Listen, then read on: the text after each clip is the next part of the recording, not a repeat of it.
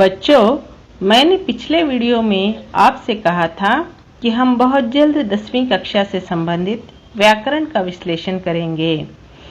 अपने कहे मुताबिक हम एक एक विषय को लेकर सरल रूप में विश्लेषण करते जाएंगे, जिससे आपको सीखने और समझने में आसानी होगी। बच्चों, व्याकरण भाषा के वे नियम होते हैं जिनसे भाषा शुद्ध व सरस होती है। यदि हमें व्याकरण को समझना है तो सबसे पहले भाषा के मूल को समझना होगा। जैसे हमें संधि को अच्छे से समझना है तो वर्ण की पहचान अच्छी होनी चाहिए, वैसे ही समास को समझना है तो हमें संज्ञा, विशेषण तथा कारक का ज्ञान होना आवश्यक है। तो चलिए हम शुरू करते हैं सबसे पहले भाषा के मूलाक्षरों से। मूलाक्षर अर्थात वर्णमाला। चलिए जानने का प्रयास करेंगे हिंदी वर्णमाला को। बच्चों, वर्णमाला यानी वर्णों की माला, वर्णों का समूह अर्थात मूलाक्षरों का समूह, अक्षरमाला भी बोलते हैं इसको, क्योंकि भाषा का मूल वर्ण ही होते हैं। वर्णों को मात्राओं के द्वारा जोड़ते हैं तो भाषा बनती है, इसीलिए वर्णों का सही ज्ञान होना आवश्यक है। तो शुरू करते हैं हम सबसे पहले वर्णमाला से।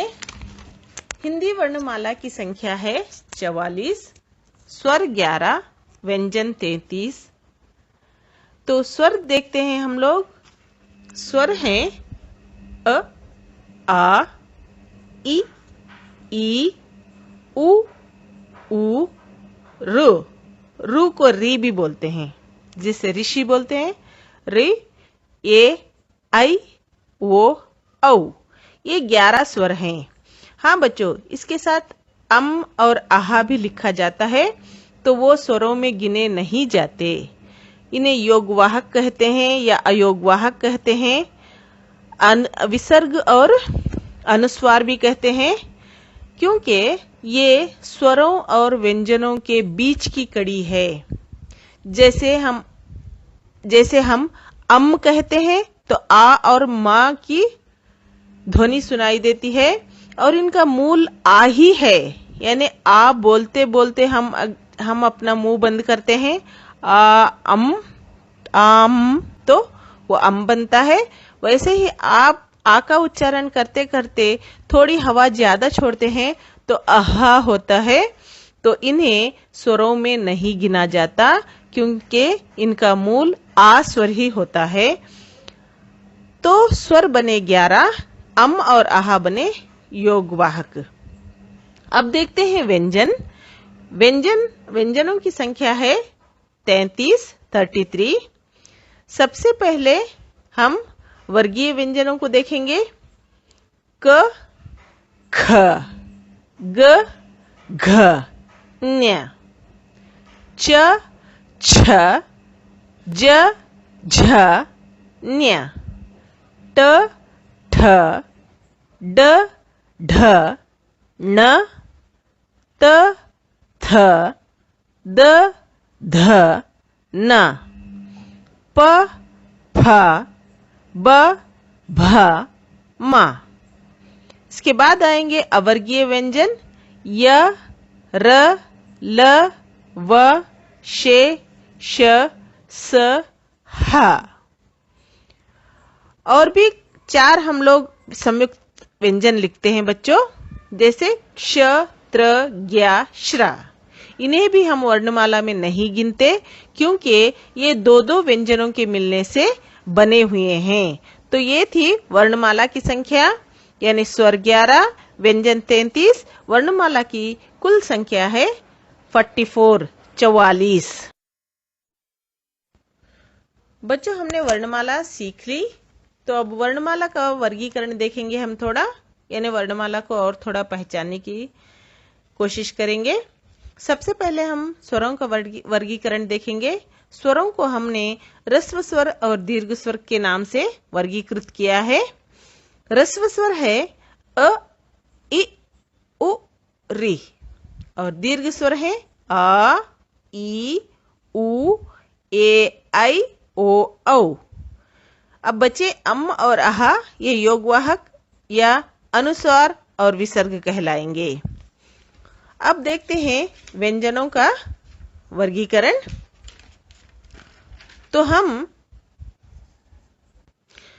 व्यंजनों को सबसे पहले वर्गीय व्यंजन और अवर्गीय व्यंजन के नाम से वर्गीकृत करेंगे। जैसे क ख ग घ न्या, ये होगा का वर्ग। च छ ज झ या, ये होगा चा वर्ग। ट ठ ड ढ न, ये टा वर्ग। त थ द ध न, ये ता वर्ग। प फ ब भ म, ये पा वर्ग। यानी इस वर्ग के पहले अक्षर से इस वर्ग का नाम रखा गया है। जैसे का वर्ग, चा वर्ग, टा वर्ग, ता वर्ग, पा वर्ग। क्योंकि इस एक एक वर्ग का एक ही जगह से उच्चारण होता है, तो इनको वर्गीय व्यंजन कहा है। अब बचे अवर्गीय व्यंजन। जो भी व्यंजन बचे हुए हैं वो अवर्गीय व्यंजन है। जैसे य, र, ल, व, श, श, स, ह। बच्चों, हमें हिंदी का सही उच्चारण सीखने के लिए व्यंजनों का एक और वर्गीकरण सीखना आवश्यक है। वह है अल्प प्राण और महाप्राण। प्राण का अर्थ होता है वायु या हवा। जिस व्यंजन के उच्चारण में वायु या श्रम कम लगता है वे अल्प प्राण कहलाते हैं, और जिन व्यंजनों के उच्चारण में वायु या श्रम का प्रयोग ज्यादा लगता है वे महाप्राण कहलाते हैं। तो देखते हैं यह वर्गीकरण। तो सबसे पहले देखते हैं हम अल्प प्राण। अल्प प्राण जो है प्रत्येक वर्ग के, जैसे क च ट त प वर्ग हमने कहा ना, तो प्रत्येक वर्ग के पहला, तीसरा और पांचवा, 1, 3, 5, पहला, तीसरा, पांचवा व्यंजन जो है वो अल्प प्राण कहलाता है। जैसे क, ग, न्या, च, ज, न्या, ट, ड, ण, त, द, न, प, ब, म। तो वर्गीय व्यंजनों में ये 1, 3, 5 ये व्यंजन जो है अल्प प्राण हो गए। और अवर्गीय व्यंजन में पहले 4 व्यंजन य, र, ल, व, ये भी अल्प प्राणों में गिने जाएंगे। आगे देखते हैं महाप्राण। महाप्राण व्यंजन जो है प्रत्येक वर्ग के दूसरा और चौथा व्यंजन महाप्राण व्यंजन कहलाएगा।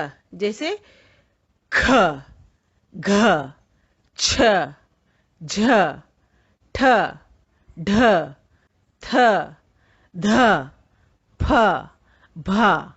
ये वर्गीय व्यंजनों से दूसरा और चौथा व्यंजन हो गया। अब बचे अवर्गीय व्यंजन से इनके बाकी बचे 4 व्यंजन जो है वो महाप्राण में हम लोग डालेंगे। जैसे श, श, स, ह। इस तरह हम व्यंजनों का वर्गीकरण करते हैं। तो यह था बच्चों वर्णमाला का साधारण सा परिचय जो आपको हिंदी सीखने के लिए आवश्यक है। हम अगले वीडियो में मात्राएं सिखाएंगे या फिर सीखेंगे। तब तक के लिए आप प्रैक्टिस करते रहिए। अगर आपको वीडियो आसान और अच्छा लगा हो तो लाइक ज़रूर कीजिए। यदि चैनल को सब्सक्राइब नहीं किया है तो ज़रूर सब्सक्राइब कीजिए। आपके दोस्तों को भी बताना ना भूलें। साथ ही घंटी के बटन को भी ज़रूर दबाएं ताकि हमारा अगला वीडियो आए तो आपको नोटिफिकेशन मिले। तो सीखते रहिए अपनी हिंदी, अपनी आसान हिंदी। फिर मिलेंगे। धन्यवाद।